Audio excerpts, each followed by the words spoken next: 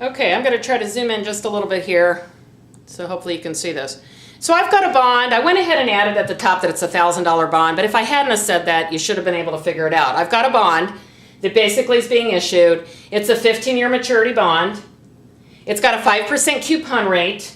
It's callable in 5 years at a price of $10.50. What is the yield to call? Well, first of all, let me ask you what the yield to maturity is. If interest rates haven't changed, and I haven't given you any information at all to indicate that the bond's interest rate has changed, let's just say it's a new issue right now, the yield to maturity is 5%. And if you hold this bond for 15 years, if they don't ever call it, guess what you're going to yield on this bond? You're going to yield 5%, exactly what's promised. But let's say indeed that this bond does get called. What you know right now when you're buying this bond is that it's got 15 years to mature, but the firm can call it as soon as 5 years from now. And that if they do call it in 5 years, you're guaranteed a price of $10.50. And that's in the indenture agreement. It's callable, and here's our pricing schedule. If we call you in 5 years when it first becomes callable, we will pay you $10.50. So now I'm asking you to solve yield to call. So this is the one place where future value varies a little bit, because that's the part that's different on a yield to call problem. So if I were, again, to hold this bond for the whole 5 year or 15 years rather, it would yield me exactly what it's promising me to yield, which is 5%. And if indeed, I've got the bond and I sell it somewhere down the road, it really would just fluctuate up or down depending on what interest rates are doing, just like any other bond. The thing that makes this one a little different is the fact that it's callable. So what does that mean? Well, it means at the time it issued, it probably was paying a slightly higher interest rate than going 15-year bonds that weren't callable. Why? Because again, you have to entice people to buy it. Why would I get the same rate on a callable as I would on a non-callable and then have that risk of biting my nails for 5 years to see if I'm going to sell my bond after year 5? So, if I'm going to take on some sort of risk, even if it's the risk of being called, I want to be compensated for that. So anyways, getting back to that then, what if I asked you to solve the yield to call? Well, the yield to call on this particular bond is 5.87. 5.87. So if you want to stop your calculator at this point and try it yourself and see if you come up with 5.87, please go ahead and do that. Otherwise, I'm going to go ahead and walk you through everything I put in my calculator to solve this 5.87. Okay, are we ready to go then if you didn't pause, or if you did and you're back with me? So what I'm going to do is calculate as though this bond is getting called in 5 years. So to figure out the yield to call, I'm going to enter what I get in those 5 years. 5 years from now, they're going to pay me not $1,000, but $1,050. So I hit 1050 as my future value. Now, 5 years of a semi-annual bond is how many payments? 10. So for my time period, I'm entering 10 is N. All right. If it's a 5% coupon, remember that means I'm getting 5% per year always, which means I'm getting $50 a year in interest. But if it's got semi-annual coupons, every coupon I get is $25. So you have to put 25 in as your payment. Now, I know that the bond right now is at $1,000. It's just being issued. So I'm going to do 1,000 with a negative as my PV, and then I'm going to compute I/Y. It pauses for a second and it throws a number out at me. Do not write this number down on a semi-annual bond. This is not right. You have to make the adjustment of doubling this rate. So you should have come back with 2.937, depending how many digits your calculator is currently computing. I'm going to hit times 2, and your answer is the 5.87 or 5.874, depending how precise you want to get. I'm okay with 5.87, but that's the yield to call on this bond. So all government securities are actually quoted as yield to call. Okay, so that's a little bit about yield to call. Another term that I mentioned earlier that I said I would define a little later, just so that I wouldn't get you confused with things like coupon rate. There's also one other measure on bonds that you'll see on some of these problems, and it's called the current yield. The current yield. The current yield for a bond is the annual coupon payment. So this part isn't going to change. It's always going to be the same annual coupon payment, but it's divided by the current bond price. So let's say that it's a 4% bond. It doesn't matter if it's semi-annual or annual. 4% bond, so I get $40 a year in interest. And let's say that this particular bond is selling right now for $950. It's selling at a discount. So what is it yielding? I take the 4 divided by 950, and you see that it's like 4.2. 40, hold on, 40 divided by 950. Yeah, 4.2. So it's a little bit higher of a yield than the coupon rate, which makes sense. The bond's at a discount price right now. So current yield is just always going to be in the numerator, the actual interest or coupon the bond pays per year, and it's always divided by whatever the price is right now. So current yield's not too hard, but don't compute it with coupon yield or coupon rate. Sometimes students get confused and they put the coupon rate on these problems. All right, so that's kind of it for that segment of bond pricing.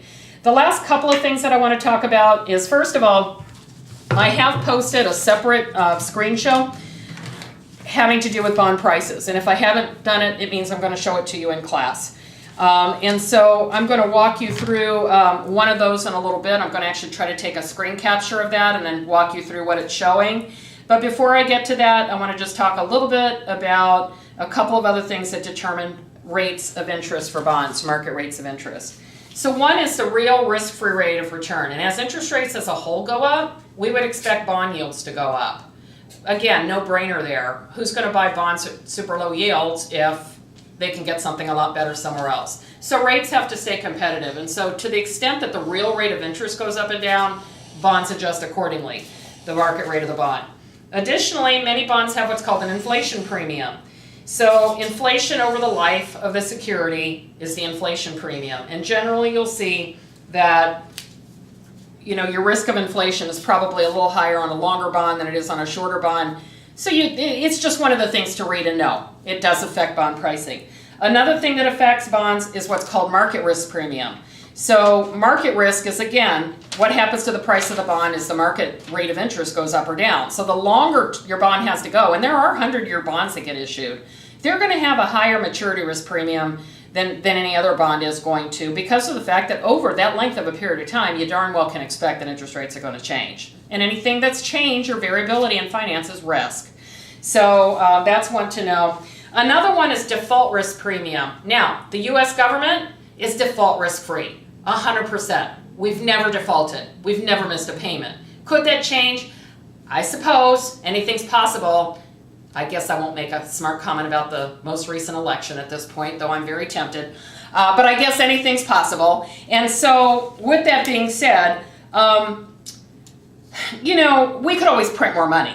We've got the press, the U.S., the printing press. We can print more dollars. It's not good for inflation, but we could. So in theory, we should never default. We never have defaulted, which is why countries all over the world put their excess money into our government bonds, even when they're paying close to zero, which they have in recent years because they're safe and they know that they're going to get their money back, guaranteed.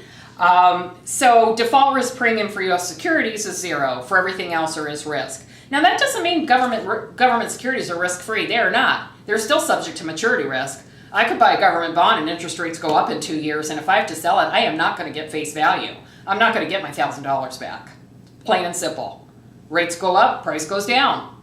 Simple law of bond pricing. So it's still subject to maturity risk, even government securities. They're just free of default risk. So there's no default risk premium on government securities. Another premium that you might see is called the liquidity premium. This is particularly for unknown issues or unknown companies or high-risk companies or companies where the bonds or their securities don't trade very often. Because if I buy that bond and then I want to sell it, it may take a while to find someone who's willing to buy it if it's not a bond that trades a lot. And so for that, if you're buying a bond sort of knowing going into it that it's one that doesn't trade a lot, you're probably getting a little bit of a liquidity premium on it, and if not, you probably should. Because you might end up holding it longer than you want to because it may take longer to find a buyer. All right, I think that's it on that. In your book is a chart of bond ratings, and I would say to take a look at that. So AAA, of course, is the best bond rating there is. Do bond ratings matter? They do. The two biggies are Moody's and Standard & Poor's, so there are other bond rating agencies like Fitch's and others, but the ones you hear about the most are Moody's and Standard & Poor's. When you get to a certain point, you're no longer in what's called investment grade securities. And there are restrictions on many mutual funds, on many retirement funds like CalPERS, the California Personnel Retirement System, the largest retirement fund in the country. They're only allowed to hold what's called investment grade or above.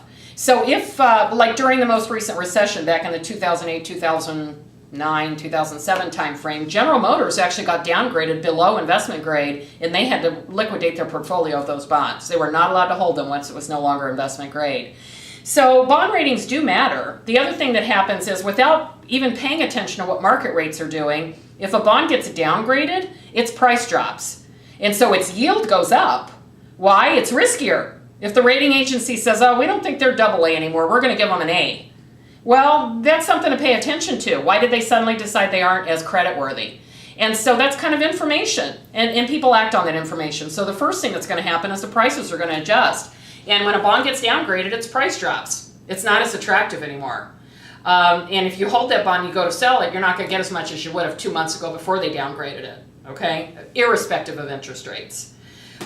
Same things with upgrades. You know, it should have a positive effect on the price. Although, mostly for whatever reason, I hear a lot about bond downgrades than I do upgrades. But anyways, so companies try really, really hard, including Webster University, to keep their bond ratings where they are. So there's certain metrics that the rating agencies look for.